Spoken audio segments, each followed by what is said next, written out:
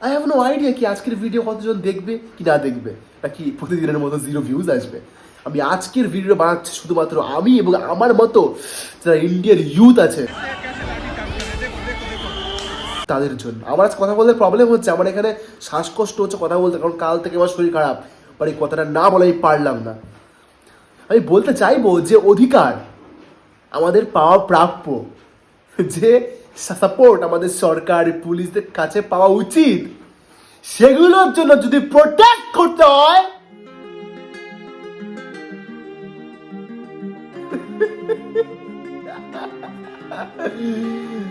আরে বাহ। আমি না একদম সায়েন্সের স্টুডেন্ট, তো বাবা মায়ের ইচ্ছা ছিল ছেলেকে ডাক্তার বানাবো, বিশেষ করে মায়ের ইচ্ছা ছিল আমার। আমি সেভাবে ক্লাস 11 থেকে শুরু করে দিই এনসিআরটি পড়াশোনা করা। বাট তারপর আমার লাইফে এমন একটা ইনসিডেন্ট ঘটলো যার জন্য আমার পড়াশোনা ওইটা পুরো ভেঙে চলে চূর্ণ বিচূর্ণ হয়ে গেল। 1 বছর ছিলাম ডিপ্রেশন, এই যে তার এক্সাম্পল। তারপর নতুন করে শুরু করলাম পুলিশের জন্য প্রিপারেশন। আজকের এই পুলিশ দেখার জন্য যারা কিনা দেশের ভবিষ্যৎ, ছাত্র ছাত্রী, সাধারণ পাবলিক, কারোর মামা, কারোর জ্যাঠা, কারোর বোন, কারোর দিদা, কারোর দাদু, সবাইকে ক্রমাগত লাঠি দিয়ে মেরে চলেছে জাস্ট ফর দ্য প্রোটেস্ট। কোন প্রোটেস্ট স্যার, কোন প্রোটেস্ট? আমাদের দেশের সবচেয়ে বড় বড় পরীক্ষাগুলোর মধ্যে হওয়া ডাক্তারি পরীক্ষা সহ বিভিন্ন জাতীয় পরীক্ষার question leak, NEET paper leak, NEET 2026 paper leak, তার জন্য স্টুডেন্টদের মধ্যে হওয়া প্রেশার এবং 20+ লোকের আত্ম। वो मेरा बेटा है, वहाँ पे फोटो लगी है। এখন এই বিষয় নিয়ে কিছু লোক হাসছে, বলছে কি সব কথা বলে বেড়াচ্ছে। আরে যারা ঘুষ খেয়ে চাকরি পেয়েছে তারা কি করে বুঝবে ডাক্তারি পড়া কতটা কঠিন। তারা মাধ্যমিক উচ্চ মাধ্যমিক পড়তে ফেটে যাচ্ছে, পুরোটুকু সারাদিন ধরে পড়তে হয়। এগুলো সব শেষে যখন এই লোকটা শেষমেশ কোনো উপায় না পেয়ে আসলো আমাদের সাহায্য করতে, আমাদের সঙ্গ নিতে শুরু করে দিল অনশন শুধুমাত্র স্টুডেন্টদের রাইটস এর জন্য, তখন একটা বড় স্তফার মানুষও আসলো না সামনে ওখানে হেল্প করতে। লোকটা 18 দিন ধরে না খেয়েছিল, 18 দিন ধরে 9 কিলো না 10 কিলো ওয়েট কমে গেছিল, একজন আসলো না যেন ওকে হেল্প করতে পারবে। এবং 20 থেকে 22 দিন পর পুলিশটা আসলো, ওনাকে ওনার পারমিশন ছাড়া আমাদের সবার মধ্যে থেকে যারা ওখানে ছিল নিয়ে চলে গেল টেনে হিচড়ে কোন একটা হসপিটালে। I don't know, we don't know, কেউ জানে না। এরপর যখন এগুলো এখানে সহ্য না করতে পেরে ওখানকার পাবলিক সব ভারতের কোনা থেকে লোকগুলো ওখানে আসলো প্রোটেস্টের জন্য, তো আপনারা শুরু করে দিয়েছেন লাঠি চার্জ। তা আবার কখন আমি একটা ইনস্টাগ্রামে ভিডিওতে দেখছিলাম দুপুর 2টো পর্যন্ত সব ছিল শান্ত। 2 बजे तक इतनी भीड़ जंतर मंतर के पास, इतनी भीड़, सब कुछ ब्लॉक हो चुका था, पर एक बार भी भगदड़ नहीं मची, कुछ चीखे पुकार ये सब कुछ नहीं हुआ यार, कुछ भी नहीं हुआ, वो बच्चे थे यार। সবকিছু এত শান্ত ভাবে চলছিল না, কোন একদম চলার মাঝখানে আবার গান গাচ্ছিল, কোন একদম বসে আবার মানে তবলা যেগুলো হয় ওগুলো বাজাচ্ছিল। এই শান্ত পরিবেশের মধ্যে হঠাৎ করে কি হলো, 2টোর পরে পুলিশরা আসলো এবং শুরু করে দিল লাঠি চার্জ, এবং সেই শান্ত পরিবেশটাকে ধ্বংসাত্মক হিসেবে পরিণত করে দিল, কারণ মাথা ফাটিয়ে দিল। अपने ही जवान गुलाम थे, उन्होंने गोली मारी थी, अब में सिर्फ फर्क इतना है आपने लाठी मारी है, मुझ में तादा ना, हम तो शहीद हैं, हर युग में जन्म लेंगे। সবচেয়ে খারাপ লাগার বিষয় হলো ওখানে দেখাচ্ছে লরি ভর্তি করে ইট নাকি পুলিশগুলো আগের দিন রাতে পাশে রেখে দিয়েছিল, এবং আজকে সেই ইটগুলো ছুড়ে মারছে, প্লাস বলতে পারে যেন যে ইটগুলো স্টুডেন্ট মেরে সেই আগের দিন ওখানে রেখে দিয়েছে ইটগুলো রাত্রেবেলাতে। সাধারণ ছেলে পেলে যারা ওখানে যাচ্ছিল যে ফোন ভেঙে নিয়েছে, বুঝতে পারছো? তারপরে অনেক সময় যখন দেখছে এগুলো আটকানো যাচ্ছে না, বম ছুটছে। লিটারেলি তোমরা বম ছুটছো পাবলিকের গায়ে, আমরা কি স্বাধীন ভারত আছি এখন? আমি একদম আইডিয়া করতে পারছি না ওনাদের মাথার মধ্যে কি চলছিল। ওরা লাঠির মধ্যে পেরেক গুজে গুজে পিটাচ্ছিল। এইসব ভিডিও ছবি দেখে মনে হচ্ছে কি আমরা এখনো সেই ইংরেজদের না, মানে স্যার আপনারা ওখানে গেছেন বুলেট প্রুফ জ্যাকেট পরে, পায়ে গার্ড নিয়ে, হাতে 4-5টা করে বন্দুক নিয়ে, সঙ্গে আবার জালের হেলমেট। আপনারা কি আমাদের জঙ্গি ভাবেন নাকি? আরে আমাদের দেশের লোকেরা তো ওখানে জাস্ট বই আর ফোন লেগেছিল, তাদেরকে আপনারা মারলেন জাস্ট ওরকম ভাবে প্রোটেস্ট করার জন্য।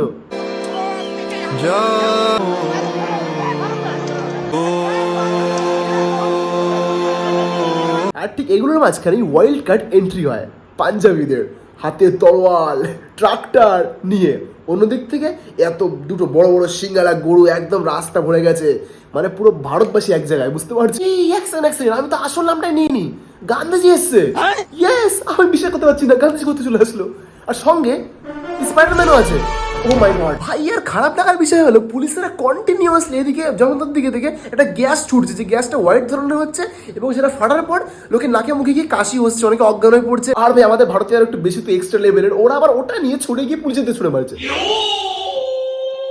आ रहा है, ये ऊपर से गैस फेंक रहे हैं, ये गैस लेकर वापस पुलिस में फेंक रहे हैं। আর সত্যি বলতে আমার বাড়ি বসে এত ইচ্ছা করছিল ওখানে যেতে, আমার বুকের থেকে চিল্লাচ্ছে আমি কেন যেতে পারছি না ভাই।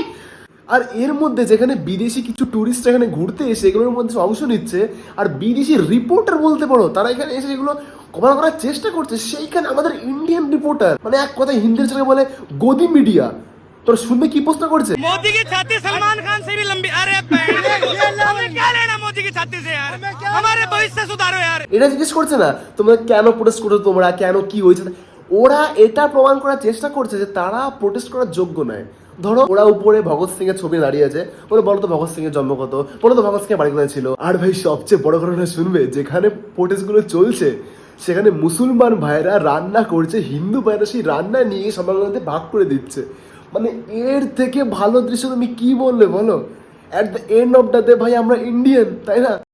সবচেয়ে ভালো লাগছে একটা জিনিস দেখে, জাস্ট ওয়ান প্রবলেমের বিরুদ্ধে লড়তে গোটা ভারতবাসী আজকে ভারতের কোনা কোনা থেকে এসেছে এক জায়গায়। মানে এখন সবাই মনে হচ্ছে একটা ফ্যামিলি, দেখো একসাথে ঘুম থেকে উঠছে, ঘুম থেকে উঠে একসাথে প্রোটেস্ট করছে, একসাথেই মার খাচ্ছে, বাট একসাথেই লড়ছে। এদিকে কতটা জঘন্য বিষয় দেখো, ওখানকার স্টুডেন্টস তো ভিডিও করে সব পোস্ট করছে ইনস্টাগ্রামে, মিনিটে মিনিটে পোস্ট করছে। তো হঠাৎ করে ওখানকার ইন্টারনেট কানেকশন 1 কিলোমিটার দূরত্বে কেটে দিয়েছে। ওরা বলছে ওরা নাকি 1 কিলোমিটার দূরে যাচ্ছে, ওখান থেকে ভিডিও পোস্ট করেছে, আবার 1 কিলোমিটার ভেতরে চলে আসছে। মানে কতটা ওদের ওখান থেকে প্রোটেস্ট এমনি পরিশ্রম, আর এখানে এই পরিশ্রম, মানে সব দিক থেকে আটকে দিয়েছে। আবার যারা যারা এখনো পর্যন্ত আসছে, বুঝতে পারছো, এখনো পর্যন্ত ওখানে গিয়ে মেট্রোতে লাগিয়ে দিচ্ছে লক, তারা যেন ঢুকতে না পারে ওখানটায়, এবং 4-5 দিয়ে পুলিশ দাঁড়িয়ে আছে। ওদের এত এনার্জি, ওরা মেট্রো যে দরজা লক করা আছে ওখানে উপর দিয়ে লাফিয়ে আসছে। আর তোমরা আটকাবে কি করে এইসব স্টুডেন্টদের? তো এগুলো সব দেখতে দেখতে হঠাৎ করে আমার সামনে ইনস্টাতে একটা রিল আছে যেখানে লেখা আছে, is it hard to answer when lakhs are asking। মানে এই লাইনটা কতটা হার্ড হতে পারে বাবা, বলছে যে যখন লাখ কথা বলে তখন কি উত্তর দেখ খুব কঠিন হয়ে যায়। মানে জিনিসটা কতটা যন্ত্রণা হতে পারে, বুঝতে পারছো? এই প্রোটেস্ট তো আর একদিনের না, তাই না? কত কয়েকদিন ধরে এই সেম জিনিস হচ্ছে, পুলিশের মার দৌড় খেয়ে খেয়ে। তোমার কি মনে হয় আমাদের স্টুডেন্টস পাবলিক ওখানকার সব চুপ থাকবে না? ওরাও লেগে গেছে। এতক্ষণ ওদেরই আটকে রাখা এই ব্যারিকেডগুলি উপড়ে ফেলেছে। যেসব পুলিশগুলি বাচ্চাদের লাঠি দিয়ে মারতে একবারও ভাবছিল না, ওগুলোর এক একটাকে ধরে ধরে সবাই মিলে ধুচ্ছে। বাট আর এদিকে একটা শকিং জিনিস হলো, স্কুল চলাকালীন সমস্ত স্টুডেন্টগুলো হঠাৎ করে বেরিয়ে এসছে। স্যাররা মাঝখানে দাঁড়িয়েছে, বললো দাঁড়াবে না স্যার, এখানে সরে যাও। কিন্তু একটা দুটো স্কুল, অনেকগুলো স্কুল হচ্ছে এটা। तो मालूम होना चाहिए। मेरे को भी कल लाती मारी, 8-10 लाती मारी, थप्पड़ मारा गाल पे मुझे एक कान से सुनाई नहीं दे रहा था। कुछ लड़कियों को भी मारा गया। এদের সবার মুখে একটাই স্লোগান, ইনকলাব জিন্দাবাদ। তবে ইয়ার এই এত দিন ধরে চলা প্রোটেস্টের মধ্যে যে কতগুলো মানে কমেডি সিন হয়েছে, মানে শেষমেশ তো আমাদের ভারতীয় হয়, তাই না? মানে কমেডি ওরা না করলেও হয়ে যায়। মানে এইদিকে এই ছেলেকে দেখো, ওই মাল পুলিশের ড্রেসই খুলে নিয়ে চলে এসছে, যে ব্যারিকেড দিয়ে প্রথম থেকে সবাইকে আটকানো হচ্ছিল। আরে ওই যে ওই দেখো মালগুলো ওটাকেই গাড়ি বানিয়ে 4-5 জন একসাথে উঠে প্রোটেস্ট করছে। এদিকে বয়সে আমার সিনিয়র গুলো একটা পুতুলকে মানে সাজিয়ে তাকে শিক্ষা ব্যবস্থার নাম দিয়ে তাকে বলছে আমার শিক্ষা ব্যবস্থা চলে গেল আমাদের ছেলে। ইয়ার একজন ওখানে টাকা করে ফেলেছে, বুঝতে পারছি কি চলছে ভাই। মানে ইয়ার এই যে আমাদের নতুন জেনারেশন জেন জেড, ওখানে গিয়ে প্রোটেস্ট জিনিসটাকে মানে সবার মনে হয়তো থাকে প্রোটেস্ট মানে দূরে দূরে হাঁটা, চিলে চিলে কথা বলা, সারাদিন কষ্ট, দুধ ব্যাংক কে যাবে নিজের সময় নষ্ট করে। ওটাকে রিয়েল ফান বানিয়ে দিয়েছে। ব্যাটম্যানও কাজে না গিয়ে তার অস্ত্র এখানে চলে এসছে। মানে চারিদিকে এত উদ্দীপনা, আর মিনিটে মিনিটে লোক আরো এসেই যাচ্ছে। ওই যে একজন পুলিশের ভয়ে গাছে উঠছে, তো আবার কেউ বসার সিট না পায় গাছে উঠছে, তো আর একজন গাছে বসে টিফিন খাচ্ছে। তো এরপর খাওয়া দাওয়া কমপ্লিট হয়ে গেলে আবার নতুন কিছু ট্রাই করছে। এদিকে অ্যাভেঞ্জার্স কোত্থেকে যেন চলে এসে বলছে সরি কাল রেডি নেই থা। আবার একে দেখে মোটিভেশন পেয়ে ইন্ডিয়ান সিজন 1 থেকে চলে আসলো ডাইনোসর। আবার দিন শেষে সবাই একসাথে ঘুমিয়ে পড়ছে। বাট আবার কি মনে হচ্ছে রাত 2টোর সময় উঠে শুরু করে দিয়েছে।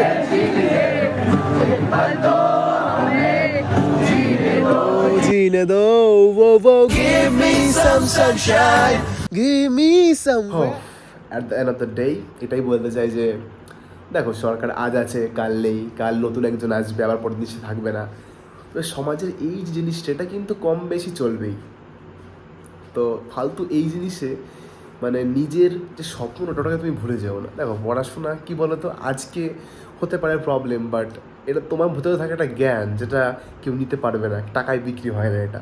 তো নিশ্চয়ই এটার কোনো একটা তো ভ্যালু আছে, তাই না? ও একটু বেশি জ্ঞান দিয়ে ফেললাম। তো এই করতে করতে দেখো টাইম হয়ে গেছে এখন 3:06, ঠিক আছে?